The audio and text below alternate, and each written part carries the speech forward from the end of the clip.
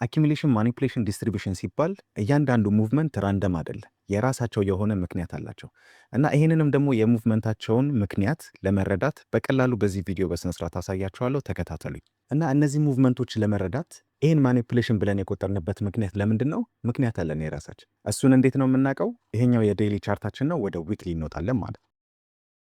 እዚህ ጋር የምታያቸው እንዳለ ምንድን ነበሩ? አኪሙሌሽን ነበረ። ይሄ ማኒፑሌሽን ወዴት ነው የሄደው ስንል ኦልዌይስ ወዴት ነው የሚሄደው ብያችኋለሁ። ማኒፑሌሽን ወደ ፌር ቫልዩ ጋፕ ነው የሚሄደው ማለት ነው።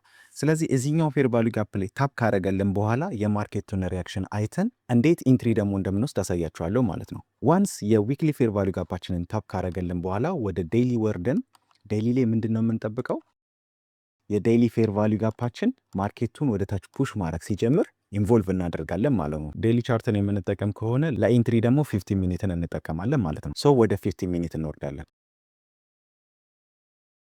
ዋንስ እዚህ ጋር እንደምታዩት ዴይሊ ፌር ቫልዩ ጋፓችን ላይ ከደረሰ በኋላ ይሄ ቡሊሽ ፌር ቫልዩ ጋፕ ማርኬቱን ወደ ላይ ፑሽ ማድረግ አቅቶት ኢንስቴድ እችኛዋ ቤሪሽ ፌር ቫልዩ ጋፕ ማርኬቱን ወደ ታች ፑሽ ማድረግ ስትጀምር ማርኬቱ ላይ የሴል ስቶፕ በማስቀመጥ እዚህ ጋር እንገባለን ማለት ነው። ስቶፕ ሎሳችን ሁል ጊዜም ሁለተኛው ስዊንግ ላይ እናስቀምጣለን።